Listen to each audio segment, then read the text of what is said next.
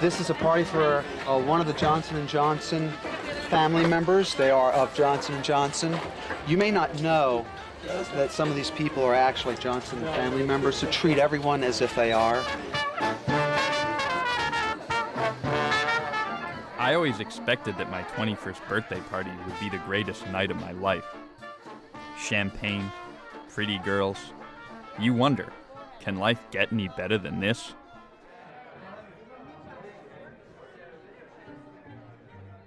Well, to be blunt, it can. At midnight, I'm going to inherit more money than most people could earn or spend in a lifetime. I've been waiting for this night for as long as I can remember. The thing is, now that it's here, I'm not really sure what to make of it all.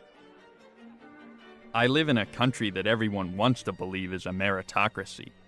We want to think that everyone earns what they have. I guess if it makes you feel better, keep telling yourself that. It doesn't work for me anymore. I know my family gives away millions of dollars each year to charity, but how does that exactly level the playing field? I mean, what did I do to earn the kind of money I'll own at midnight tonight? All I did was inherit it.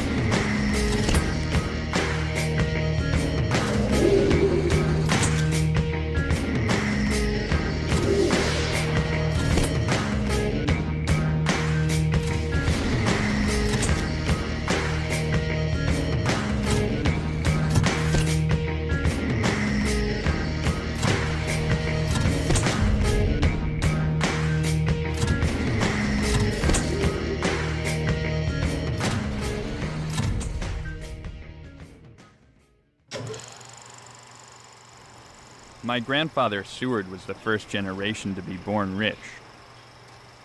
When he was my age, he bought a schooner and sailed to the Arctic. From the beginning, my grandfather had everything going for him. He went to the best schools, was trained in all the finer arts, and was introduced to all the right people. His father had started from scratch. He founded a company in 1886 that was called Johnson & Johnson. It wasn't long before the Johnson brothers were two of the richest men in America. It sure seemed like my grandfather had an ideal life. If only he'd known then about the trouble ahead. By the end of his days, my grandfather had managed to sink himself and his family into the kind of problems only truly mastered by the very rich. Ugly estate battles, bitter divorces, brutal publicity, and family ties undone by business rivalries. I've heard plenty of stories like my grandfather's, and I have a feeling that I'm not the only rich kid a little worried about the voodoo of inherited wealth. But the thing is, nobody wants to talk about money. It's like this big taboo always lurking under the surface. That's why I want to ask other kids who were born rich about that one subject everybody knows it's not polite to talk about. Look, Jamie, this firm, we have represented your family for years. I can't in good conscience recommend to the kinds of people you want to talk to about the kinds of things you want to talk about that they participate in the film. They have to be nuts. I mean, you're dealing with families that have always made it gospel that you don't talk about your money. And now you want to put them in a film that, I don't know how, I'm not surprised that you're having trouble getting people. Before I say anything, I just want to say that I am really, really reluctant to do this. And I really don't like talking to this thing at all. And I dislike you both immensely as a result of the fact.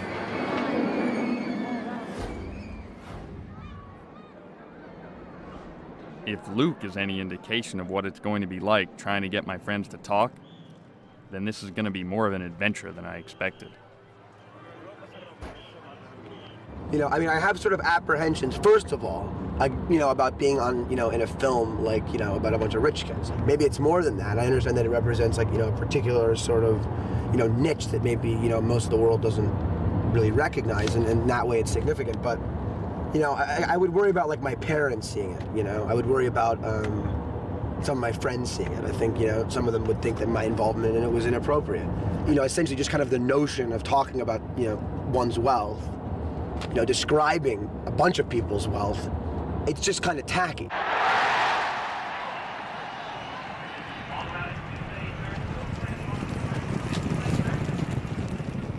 My father's in the gaming industry. They do sports and horse racing. They supply the equipment and security and everything. So they do the, you know, all the betting at Belmont and, you know, Churchill Downs is where the Kentucky Derby's held. You know, at the Preakness, and then they do all the hotels in Vegas or Atlantic City in terms of sports betting. It's a pretty big business. My father told me at a very early age that I could do whatever I wanted. You can do whatever you want. You can be a concert violinist, for all I care, as long as you do something. As long as you do something, you're going to be set up. You don't have to worry about anything. Don't do something. You know, he didn't say at that age I might have to cut you off, but.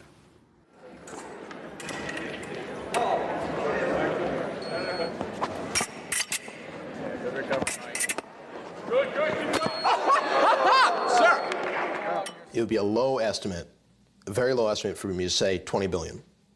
But I can't get too exact with it. But in attainable assets, that's the range our family's in. My grandfather goes by SI. His father went by SI. I'm my father's oldest son, so I'm SI number 4. And my great-grandfather had bought a group of magazines under a label called Condé Nast. I don't remember what was in it originally, so I'm just going to name them all. Is that okay? I don't have enough fingers. Vogue, Allure, Vanity Fair, GQ, Self, Glamour, House and Garden, Condé Nast Traveler, Architectural Digest, Bon Appetit, Gourmet, Wired, New Yorker, and I'm sure there's a couple I missed, which in any other family you'd think would lay a lot of pressure on my shoulders. They say, you're the oldest, you know, you're the namesake. But it doesn't work that way in my family. You got to earn your way. If you don't go to school, at least somewhat, and if you don't work for the family and put in your time, you don't get shit.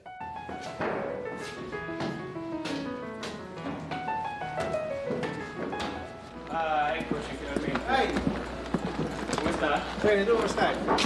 How you doing? Bene, eh? Very good. You're looking great. It's therapeutic. You go to the shrink, you talk about yourself, and then you figure out things. Same thing, you go to the tailor, and you still talk about yourself, and you figure out other things. It's my shrink. There are not many people like myself in modeling. I see and had friends that really got me into it. They almost coerced me into it. I kept hearing it from many sides. Try it, why not try it? And finally I did. Lauren Hutton, who's a friend of mine, gave me the idea. Isabella Rossellini once said, yes, I called, you know. Some other members of my family think it's a step down being a whore, which for a man, I think it is. I did it purposely. It's the other end of the spectrum for me. I've always been very introspective and interested in culture and things like that, and this is something on the surface completely, and I'm purposely doing it to explore that side. No, si può prestarlo un attimo. Oh yeah, questo qui sì. Okay. Prestarlo. Questo sì. Lapels, you see they're high. There's nothing worse when you see these jackets with these lapels that go like this, you see? Are low riding. Clinton wears this kind of thing. Have you seen? It looks like a restaurant owner. It's so vulgar. This is has an aristocratic thing to it, no? Well, I think no matter what I hear about my parents, about my family, no matter what I read, the fact is that I'm absolutely, proud to be a Trump. And I'm, proud of my family name, and I'm proud of everything they've done and ever accomplished. My grandfather, somebody was telling me, had built more housing units than anyone else has ever done in New York. And he was just in the other boroughs. So to my dad, it was sort of, he wanted to go in the direction of his father. He just always loved Manhattan, so he wanted to build here. You know, there's some sort of pride in the fact that people would even take an interest in me just because I'm a part of them. So, you know, for a while I was worried that, you know, for my whole life I've sort of be under my parents' shadow, but it's not a bad shadow to be under, I guess, so it's okay. I mean, growing up, everything just seems normal. You go to a museum, you're like, yeah, that's me, that's my family, you know? And don't you have a family museum? The money from my family is kind of complicated. On my grandfather's side of the family, his grandmother was Gertrude Vanderbilt. The Vanderbilts made their money in shipping and railroads. And Gertrude Vanderbilt married a guy named Harry Payne Whitney, who was the son of William C. Whitney, who was a very famous New York financier. Gertrude was a bohemian type, kind of going off to Paris and getting sculpture lessons by Rodin. And in the early 1900s had gone downtown and tried to help out struggling American artists, and in the process formed the Whitney Museum.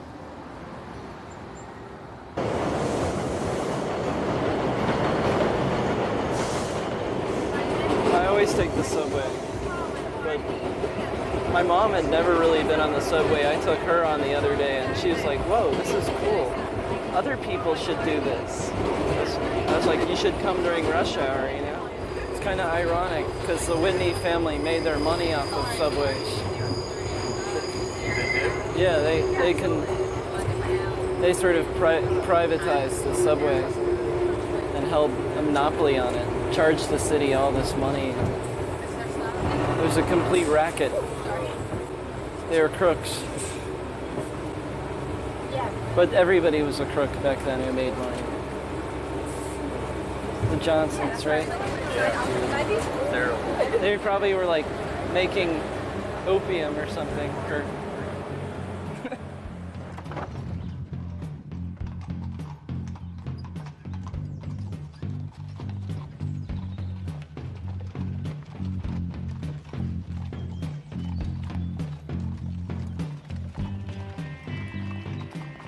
I didn't always know I was rich.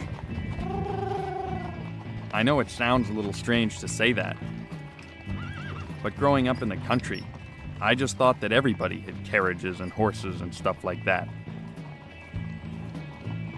My parents never sat me down and said, "You're rich."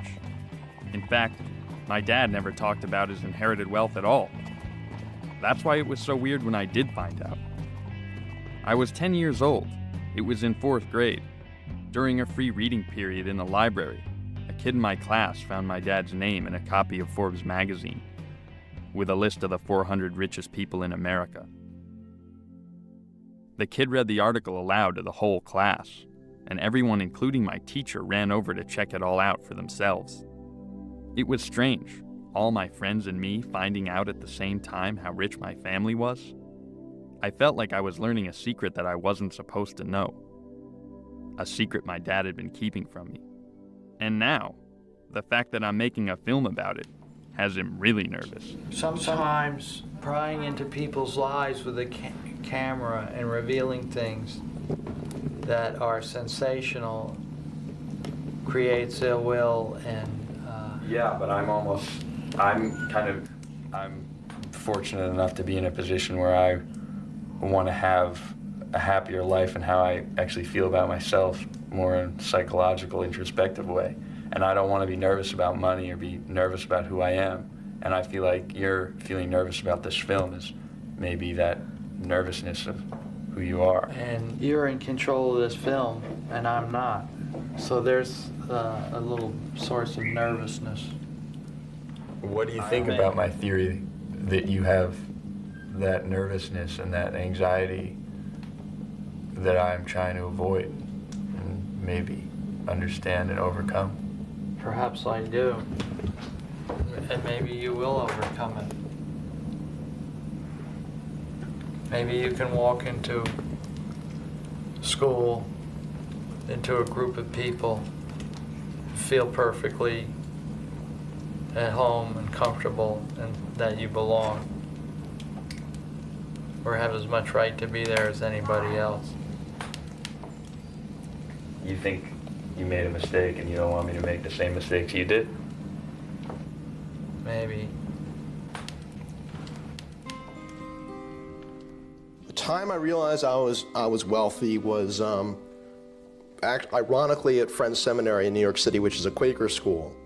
I say ironically because Quakers are supposed to be nice and like not evil acting. But apparently there's one of those parent meeting things, and some kid, her father must have told her, oh, that guy, his family owns a lot of stuff and newspapers, and they're really mean and whatnot.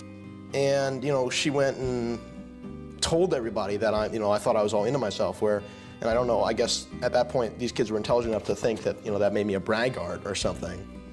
And they beat the crap out of me at a Quaker school. So that was my first realization of that, and also allowed me to also realize that I didn't like my father so much because I came home all screwed up and he didn't even notice. So there were times as I grew older that I became more conscious of it by the way people treated me because I had money. It wasn't even my money, I was a little kid. It was people, I'd noticed people treating me differently because my parents had money. So that even, one more step removed. So I never really understood that because I couldn't give them my parents' money, so I didn't really think there was a reason to treat me in a different way. But I think that's why in friends that I have now, the major quality I look for is sincerity, because I think there is a lot of that, and I didn't realize it when I was younger because I was quite sheltered, but now I see it, so.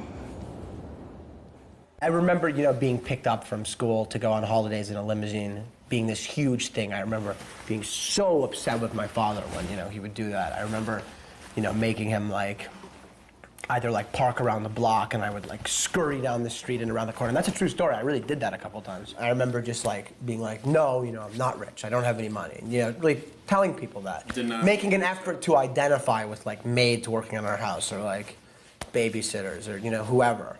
And trying to convince them, as though there was any, they were living in our house, for Christ's sakes, My dad brought us up, always telling us we were poor. We never were given too many presents. And I didn't know anything about the Vanderbilts or the Whitneys.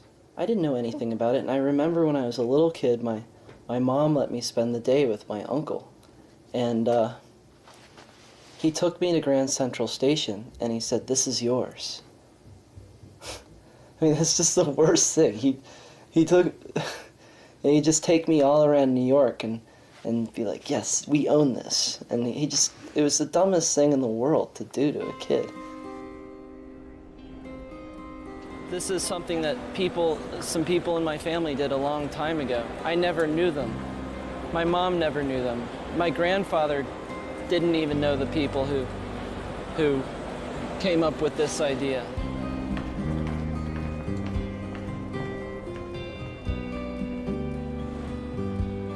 I'm not making money off of Grand Central Station or anything. I didn't grow up like Josiah with statues of my family in front of Grand Central Station. I don't even know that much about how my family started their business, and I really don't know anything about how it still runs today. In fact, none of my relatives have worked at Johnson & Johnson since my grandfather's generation. All I know about it is that ever since I was a kid, I've heard this rumor that they have a company store in there where employees can get anything they want for half price. Even though my name's on the package, I'm just a shareholder and a customer, so I pay retail, just like everybody else.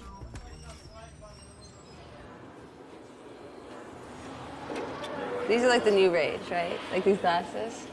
Okay, ready for me to look totally retarded? Because yellow is not my color. But we'll go ahead anyway. I'm a handbag guru, personally, because it's the easiest thing to shop for when you're not really shopping and you're just running in. And you just go and you buy it and you don't realize how expensive it is. And then it kind of adds up and you have two huge, shelves worth of bags. I think this is so classic. It's just a little bag. You stick everything in. It can hold your makeup kit. It can hold your Palm Pilot, or if you're still into paper, your diary. And then, of course, you also have the bigger one so you can fit your little dog in it.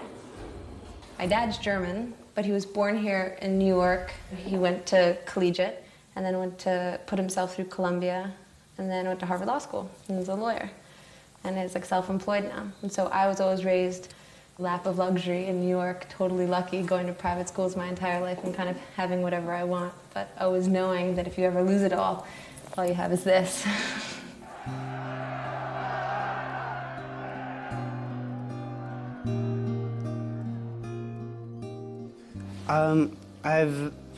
I'm a German baron and an Italian viscount. And how does that happen exactly?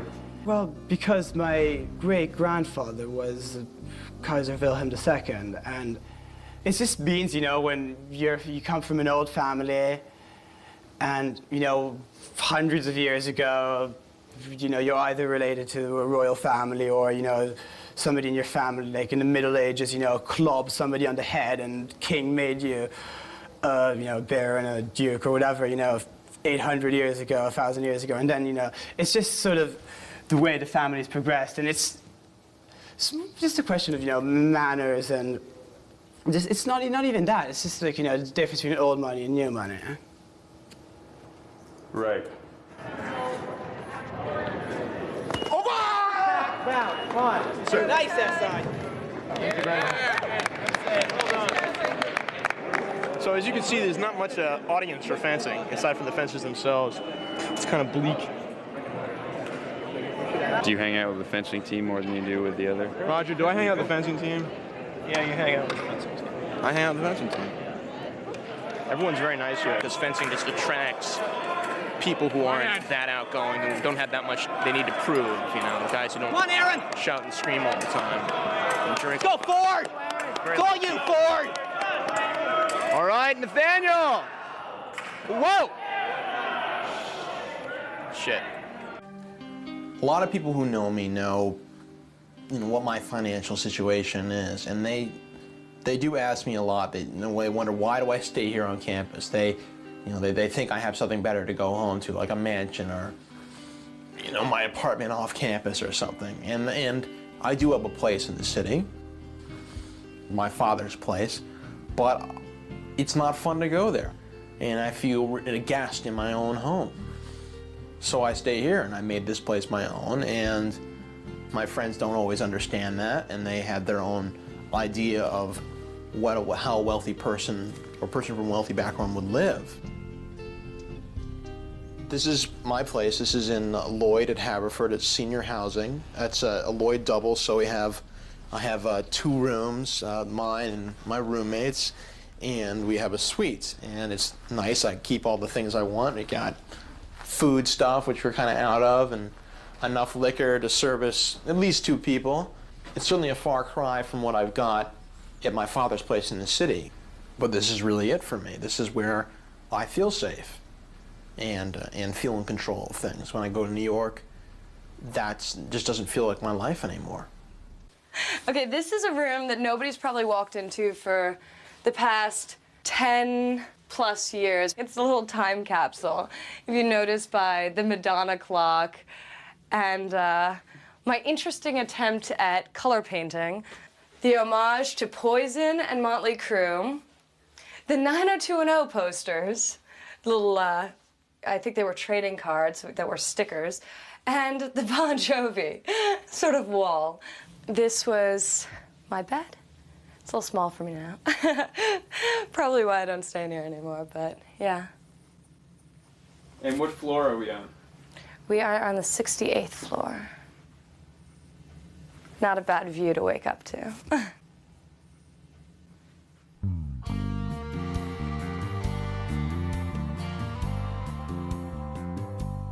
Things really changed more when I went away to secondary school, went to St. Paul's. I was really into experimenting and different drugs and drinking, and so I was just kind of a mess. I was weird. I mean, some of my friends tell me about how I used to just go off in the woods and climb up to the very top of a tree and sort of make weird noises and scare people. I mean, the first time I tried LSD was the summer between 6th and 7th grade. And I look at some of the crap some of my friends were involved in. Like this whole gangster thing that we all went through. Like our incredibly precocious drug habits that we just made it, you know, such a point of flaunting to the world. Not that I was against the drug habits. I mean, I was one of the more precocious. These are, you know, 2 small, elite New York private schools, and then at St. Paul's, this boarding school, which is just a bastion of historical snobbery. I mean, it's just all there, you know? If you ever have an encounter that rubs you the wrong way, someone ever pisses you off, and I'm up at boarding school, and this kid's from like some shit town in Connecticut, you know, I don't know. I can just say, fuck you, I'm from New York. I can buy your family, piss off. And this is petty, and this is weak, and this is very underhanded, but it's so easy, you know? My parents had come up to visit me during Parents' Weekend of that fall, which sort of coincided with my 18th birthday. And my dad brought up all this paperwork, things I had to sign. I had to look over my will, things I'd never thought about before. And this was a time when I was trying to think about college, what I wanted to do after high school. The idea that I was a millionaire, knowing I was a millionaire, it's kind of hard to accept, I think, when you're a kid and you haven't done anything yet, but you have all of this. And while all your, you know, you have other friends who don't have anything. They just have their little checking account with the money they earned from summer jobs. Put it this way, I'm a multi-millionaire. I have an income in the high 6 figures minimum per year. And then I make roughly $50,000 a year on my current job. To St. Paul's, I drove up with the chairman of the board of trustees from there. Like, he was my dad's best friend at the time. You know, like, the second day of school, like, the headmaster, who every student hated because he was such a prick, came up to me and personally introduced himself. Just like things like these, you tend to notice, you know? And then Brown, like, forget about it. Like, I mean, I think on some level I got in there on my own merit. I had really good boards. I had really good grades in high school. But that's almost incidental, because I feel pretty sure I would have gone there anyways.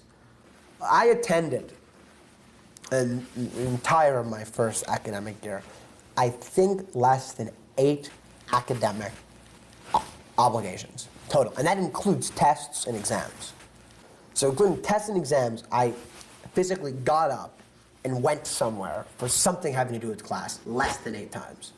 You know, and I get these, like, you know, kind of really evasive letters from deans saying, though you are technically, you know, below the number of credits, you know, required, you know, for continuing education at Brown University, we do feel that with continued academic progress, you will da-da-da-da and da-da-da. I'm just like, oh, Jesus.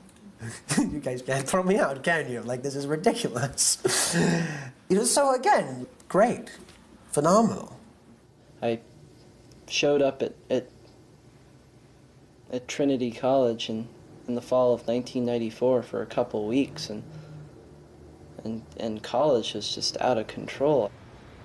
I'd had all these problems with depression, and you know, I was quitting the sports teams and sitting around in my room and not really reading the books I was supposed to be reading in school. And my parents came up and we both decided that I was going to take some time off. You know, at first I thought it was going to be a semester or 2 or the whole year, and it ended up being about 2 years. Probably the best 2 years of my life, the most important years of my life.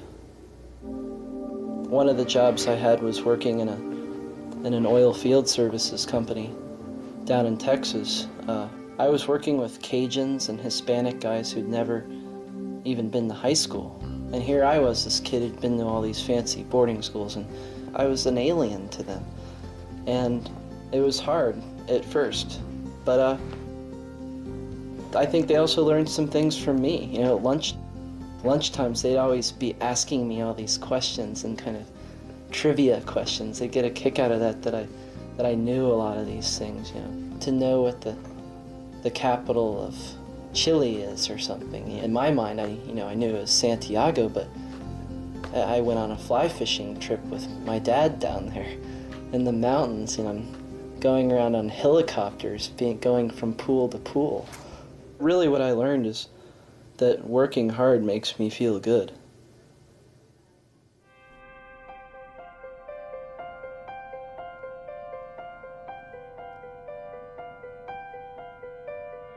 When my dad was my age, he thought he'd have a career at Johnson & Johnson. But my grandfather told him he couldn't work there because he didn't want family issues interfering with business. Plus, he knew that my dad would never need to earn a living. I guess at that point, my dad could have just gone on permanent vacation. But for some reason, he didn't. Like my dad, I'll never need to work. And I'm not much of a painter. So I want to ask him what he thinks I should do with my life. After graduation, you might pursue the filming a little bit, but you might also get interested in graduate school, further studies, building a collection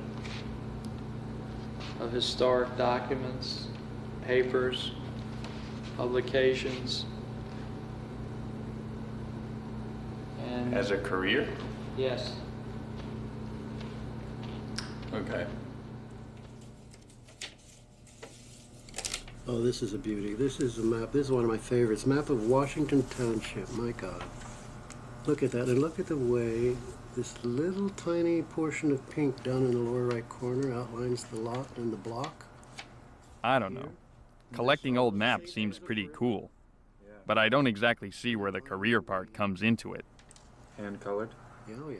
The bottom line is, I gotta do something. An example of this before? And there are no courses in college about how to be a hardworking and productive rich person. It's something you gotta figure out for yourself. Well, considering I don't have to work, what advice would you give me on? Then don't work. Then don't work. Why would anybody in their right mind work unless they had to?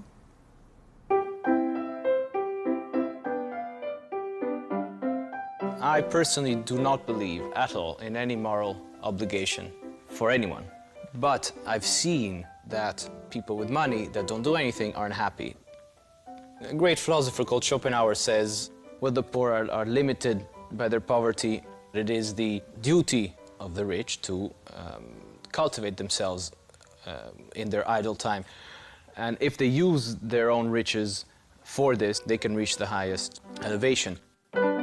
Class has always existed in humankind. You have denied it as a culture, not to be supercilious and look down from an older culture, but really you're discovering it just now. Well, first I went to Wellesley thinking that I was going to work really hard and I wasn't going to get paid anything because I was going to be a doctor. Even though I was having fun the whole time, I was realizing that my credit card bills were mounting in college, and I realized, okay, this is not the way for me to be. Why don't I go try investment banking? Got to investment banking, they work you to the ground. The first day I got there was 7 in the morning. They didn't let us leave till 10 o'clock at night. And I was like, yeah, welcome to Merrill Lynch and welcome to working your butt off. But I enjoyed it. I learned a lot about finance. I learned certain skills, how to interact with clients. That was my best skill. Like I got handwritten notes from CEOs of companies saying I was great, I was fabulous. Ever need anything, call them. But I didn't have the drive anymore. Like I saw these people that would just sit there and sit there and sit there, and I was like, my friends are downtown Cipriani right now. It's 10 o'clock at night. They're having Bellinis, and like I'm sitting here cranking out numbers that are never going to get looked at. And that's where I drew the line. I was like, I need a normal life. I can be successful between the hours of 9 and 7 or 8 o'clock at night, and then go out and have a good time. I went to lunch with my mother. I thought it was gonna be like a nice family lunch. Ooh. Oh no, okay. And suddenly as like I'm about to leave to go to the gym, she's like, we need to talk. I'm like, uh-oh. She's like, what are these bills I see on my credit card? She just wants me to respect what I buy. You know, like that even though we do have like a privilege and you are in New York and you are doing all these fabulous things and famous people wear it, That at the end of the day you realize not everybody is as lucky to have what we have and to be able to stroll down Madison Avenue and go in and buy a pair of $600 shoes if you really wanted to. A lot of people, you know, that's like unheard of.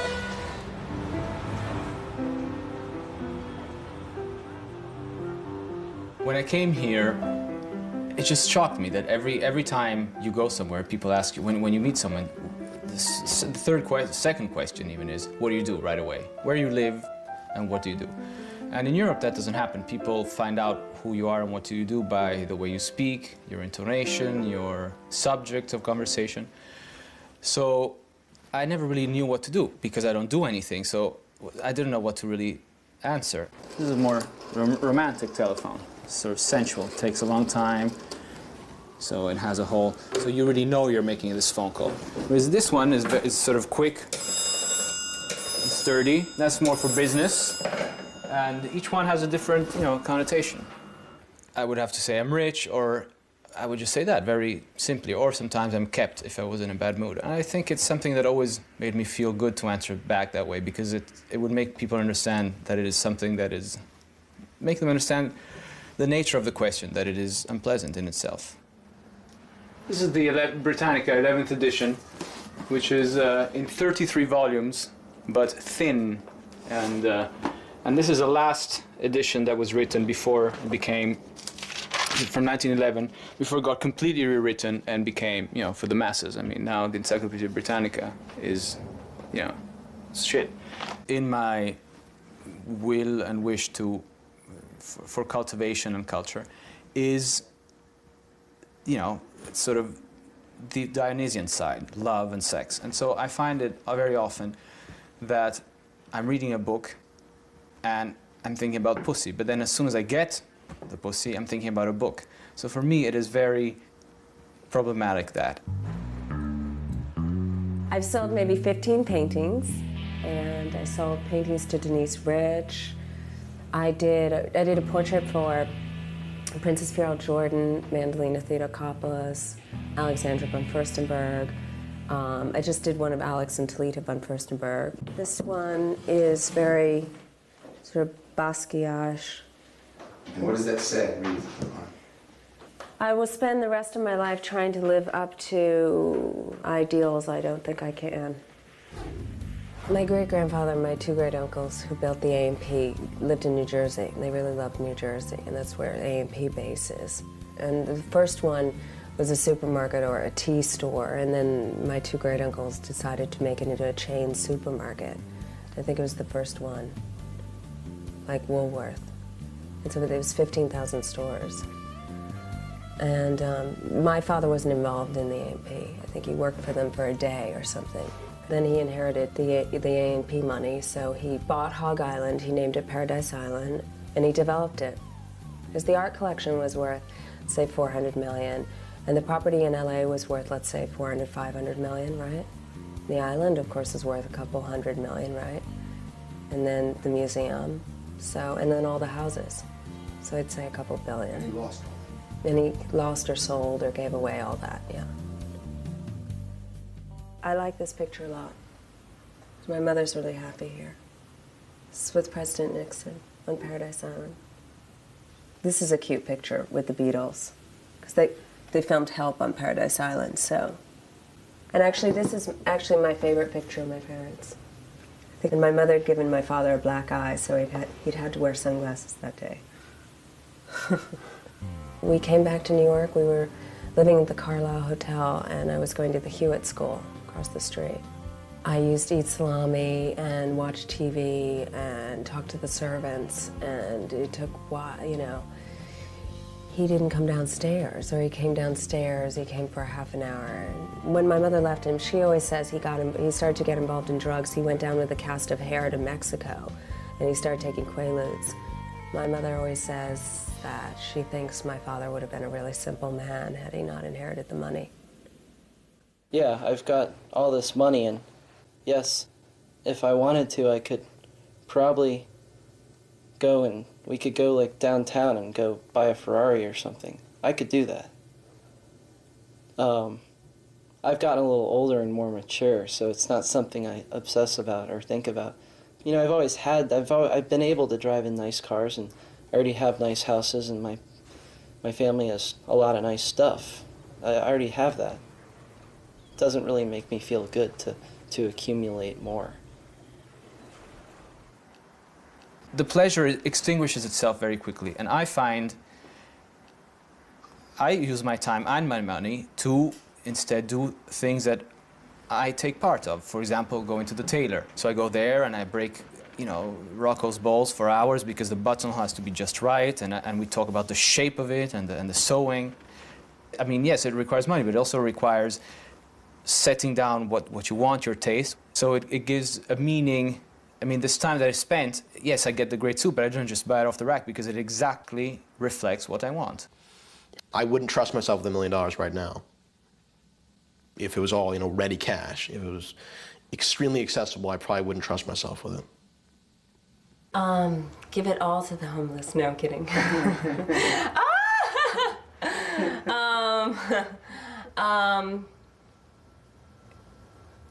Let's see.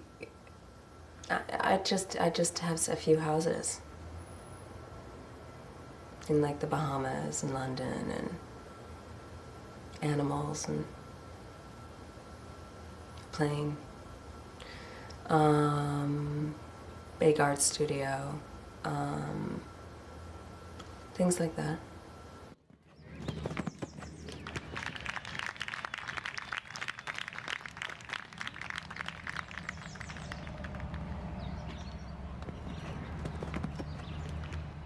This is our barn, Gotham North. It's actually brand new.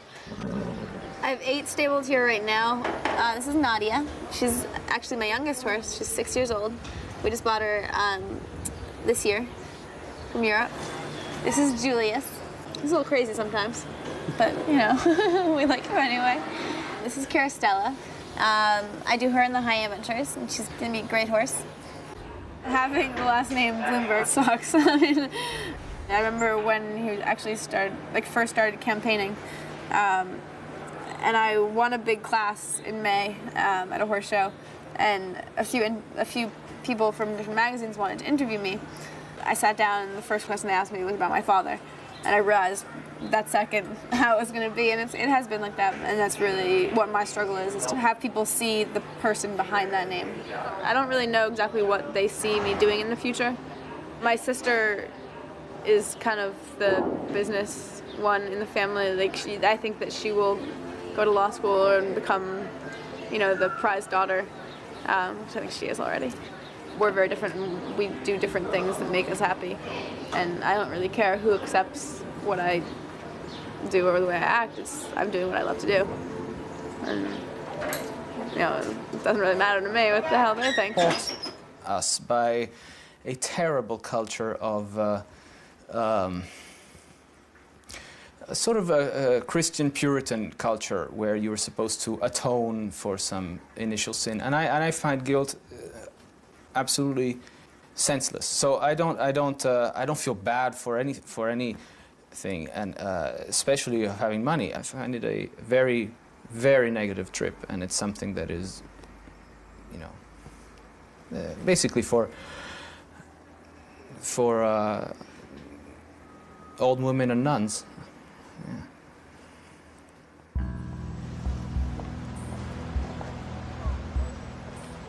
I remember once my father and I were walking down Fifth Avenue, and there was a homeless person sitting right outside of Trump Tower. And I think I was probably maybe 9, 10, something like this. It was around the same time as the divorce. And I remember my father pointing to him and saying, you know, that guy has $8 billion more than me, because he was in such extreme debt at that point, you know? And me thinking, what are you talking about? He was sitting outside of Trump Tower, and I'm looking and I'm going, you know, and I didn't understand, and I think I just thought about it maybe like a year or two ago, and I found it interesting. You know, it makes me all the more proud of my parents. They got through that. The heliport is right up here somewhere, and yeah, my parents use it all the time. My parents have a helicopter, which is really fun. And they take it to and from the city when they go, usually. And if I'm smart, I figure out when they're going, and I can get either a ride in or a ride out. but then I have to take a car like everyone else. My dad's an amazing person, and he is famous, and I'm aware of that, and I recognize that, but I always feel like, oh, he's a golfer, no one's gonna know who he is because he's a golfer, and that's like a different world, but then everyone's like, of course we know who he is, what are you talking about? And fortunately for him, he was good enough to turn pro and make it on his own on golf and not have to have a college degree, but he sort of went from nothing and made it into everything, which is very admirable.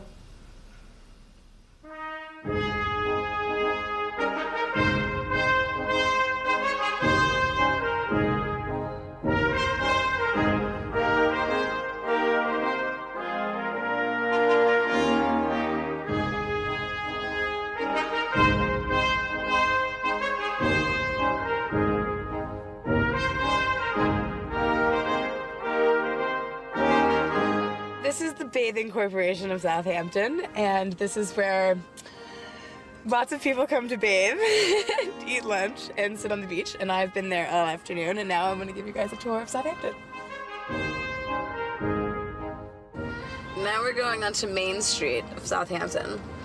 I am not a big shopper myself. I sort of go into Saks because my parents forgot that they still gave me my charge card, so that's the one store that I can buy clothes in where I don't have to pay for them, and it gets charged to them, which is amazing. This is the Meadow Club. This is where the tennis, all the tennis is played here. It's only a tennis club, but you can probably play like squash and that kind of thing. Racket club, if you will. This is extremely, extremely like waspiest of wasps. But it's beautiful, as you can see. All the courts are grass. You have to wear all white to even be here. Is he a member?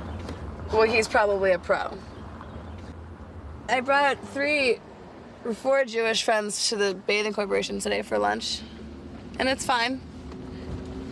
I mean, actually, I don't know. That was the first time I've ever brought anyone, so who knows, I may get kicked out tomorrow, but I think it was fine. I think the people at the club would probably not be that excited if someone came in with a black person. Especially someone, not that I have any problem with it, please, but especially being that my parents, for example, are relatively new to the club or to all of this in general. So like, we're already on sort of like watch, you know? Like, everyone already sort of like is speculating on like what we might do wrong, I feel like.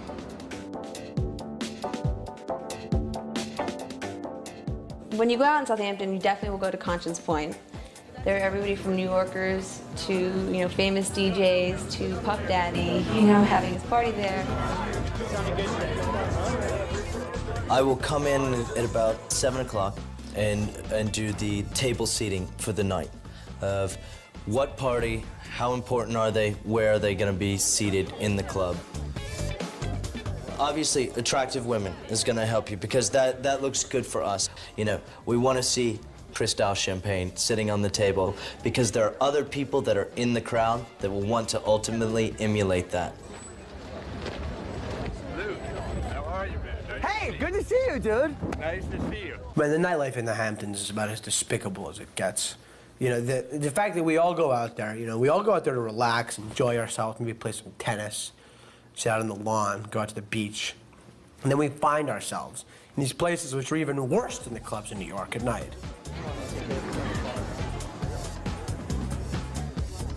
You go out there, and there's Joey and Tommy and Billy and Maddie, and you met Joey and Tommy, and you know they're all unzunsing, and you know they're all doing their thing, and like it's just so gross.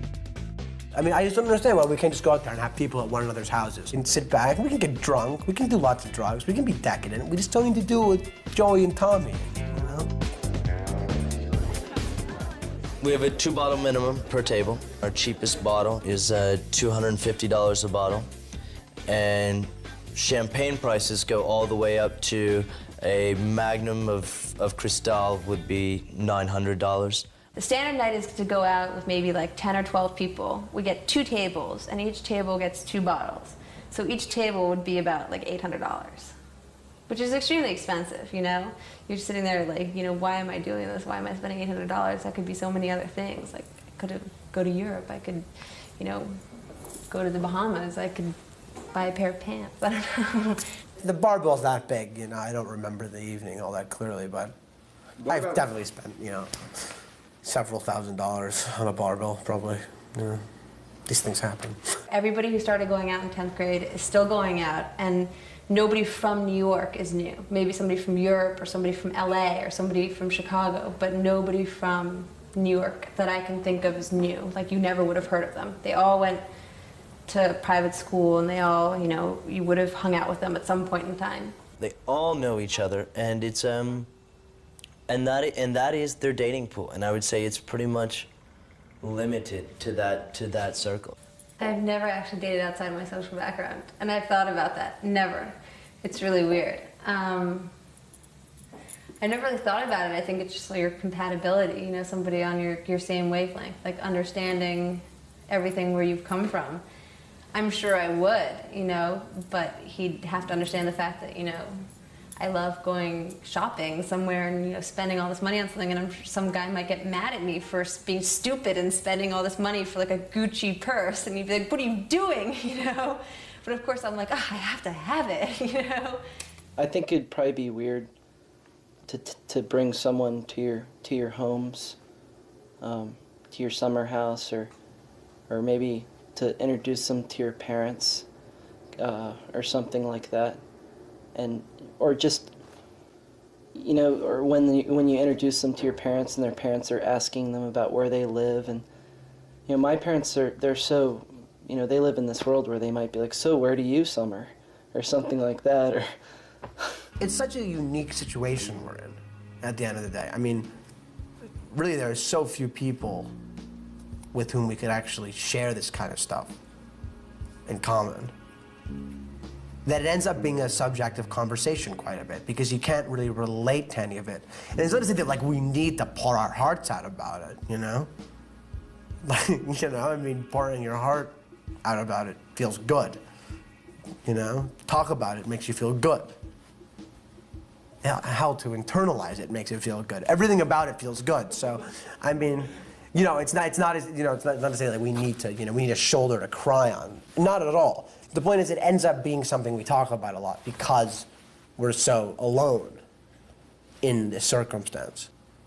Growing up and going to Chapin and seeing my friends that got divorced, you know, the parents definitely, they just forgot about the kids and just fought over the money themselves, you know, and how is the wife going to take care of herself if she gets so low of an amount, and how is she going to take care of the kids, and she wants the plane, and, you know, he's going to take the plane, and who gets the house in the country, and, you know, in terms of marriage, anybody's going to have a prenuptial agreement these days, and I know that sounds really bad, but you just have to. I was going to school one day, and I saw in one of the news boxes a huge picture of both my parents, and there was a rip down the center of the picture.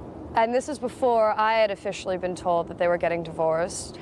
And I came out of school that day, and there was a swarm of photographers and paparazzi and all these things waiting to ask me questions. And I mean, I wanted to stay in school because I wanted to have a normal day and do all this, but it makes it that much more difficult to deal with your own personal emotions and to think about, you know, your family and your brothers and what they're going through, knowing that you're going to walk out of the building and there's going to be a bunch of people running after you asking you difficult questions.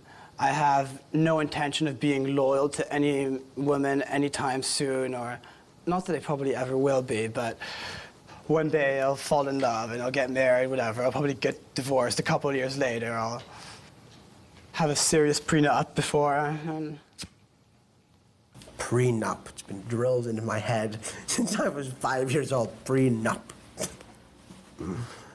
All the way. And if this little ungrateful bitch has the nerve to say something like, it's unromantic, I don't want a prenup, then she's just a gold digger and I don't want to get married to her anyways.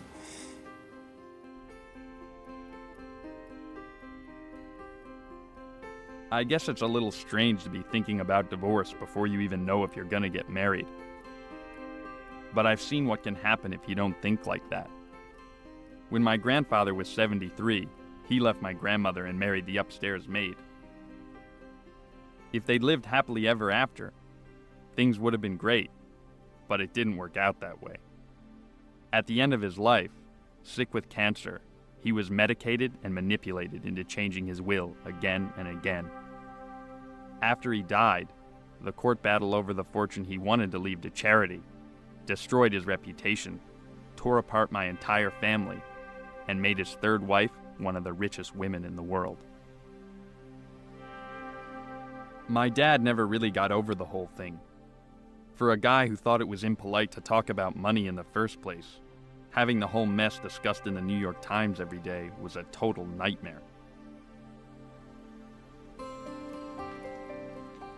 I was too young to read the papers, but I could sense the tension at home, and I knew one thing I definitely didn't want to inherit was that fear of talking about money.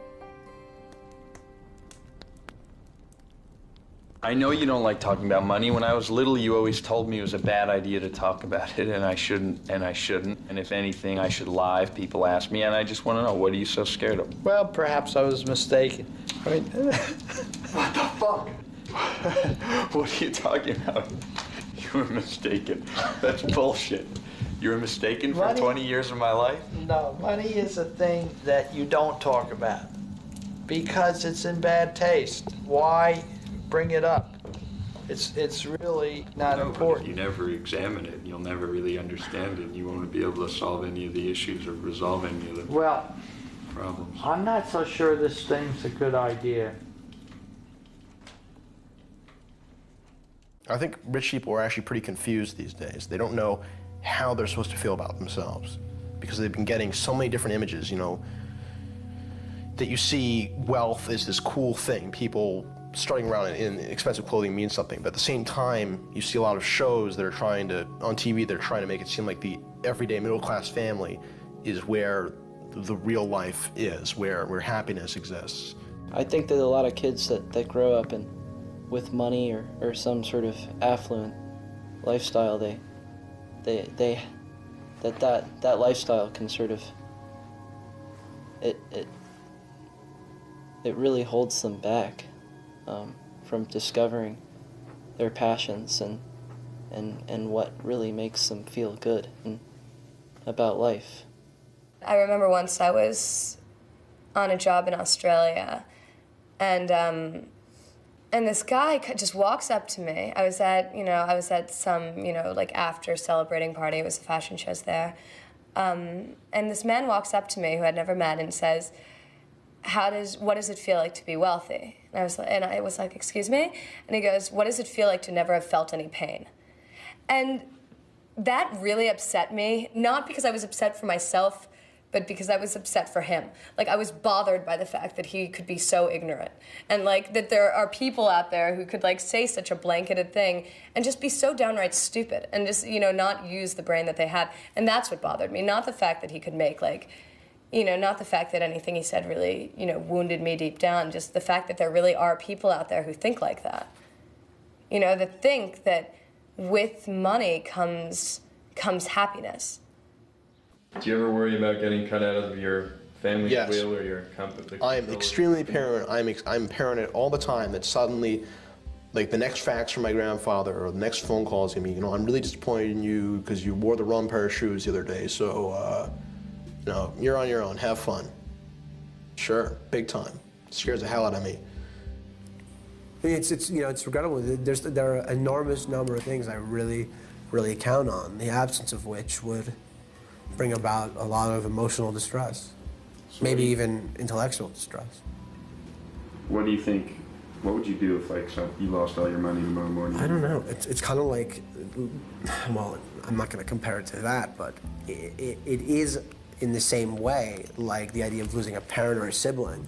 This is something you don't really like to think about.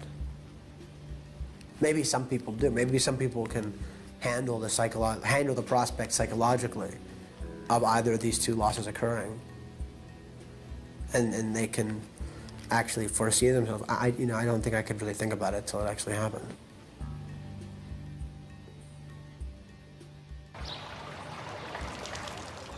You face a lot of different pressures from having money. When you win, if a professional was to go out and win, it's because you worked hard and you rode it well. As an amateur, some people will see that you rode well or you worked hard for that, but there will always be the people that said that you won because you had the nice horse. I could use it as an excuse to not come and not work, but I've kind of swapped that and made it be an encouragement and incentive to come and work even harder. Kind of prove people wrong.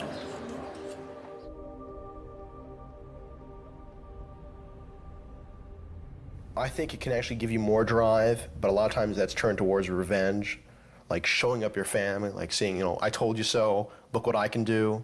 That's why you see sometimes, you know, wealthy kids turn to drugs or you hang out with really whack job people because they want to shock their family. They want to show that they can escape from the mold that their family all seems to be a part of. I mean, personally, the way I'm going about that is because I plan to actually graduate college and go to graduate school and, you know, and fucking, you know, thumb my nose up at them with a PhD in something. That's it. I mean, that's my little form of revenge. Rather than getting Barbie dolls, I used to get upset. I always wanted Legos or like erector sets or something like this. So I love like looking at the New York skyline and being able to figure out like what I'm gonna add to that and, you know, what patch of like sky, you know, maybe one of my buildings will be in. So I've basically always wanted to go to real estate development. It's in the blood, I guess. I want to be indispensable. That's my primary objective. I mean, whatever I do, I want to be as indispensable as I can. Now, that's a little vague. Probably like a lawyer or in business, is my guess. From the beginning, Luke had doubts about being involved in this movie.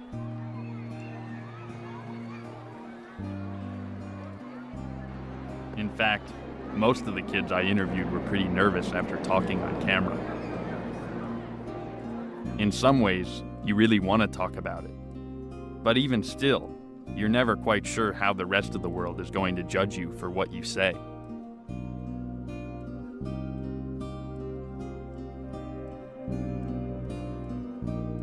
When the gossip columns finally found out I was making this movie, that put an end to the interviewing.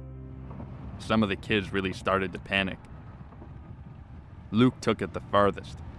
He hired a lawyer and sued me for defaming his character. Maybe I should have seen this coming. It's not like I wasn't warned.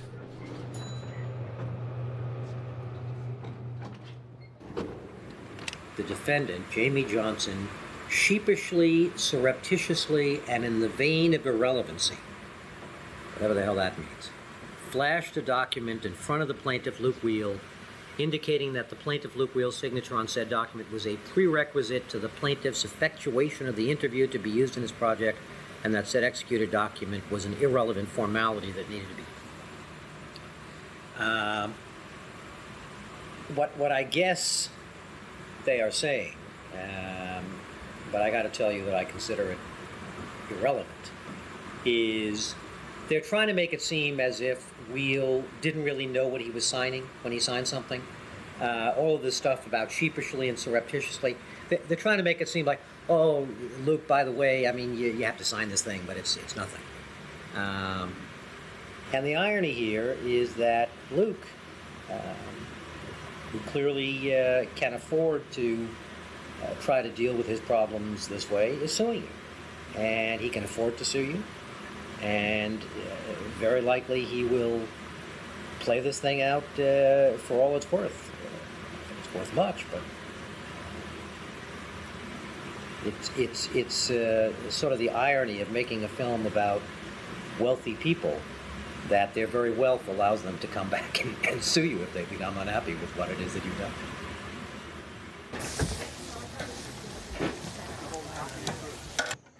The judge threw Luke's lawsuit out of court, and my lawyer says everything's okay.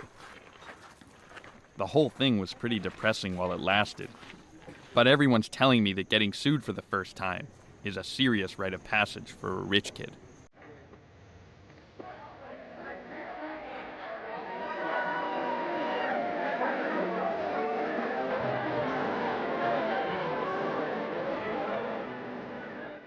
I was always told that the American dream is about getting a bigger and better life than your parents had. But that dream was accomplished by my great-grandfather. So I live outside the American dream, and now it's my job to build a meaningful life apart from all this privilege I've inherited. I've learned that part of coming of age is finding something that's your own, and not your family's legacy.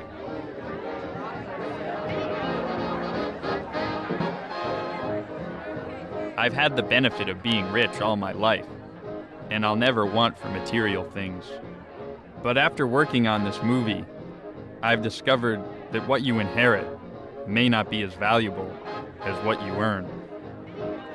And although I still haven't found all the answers, at least now I know how important it is to ask the questions.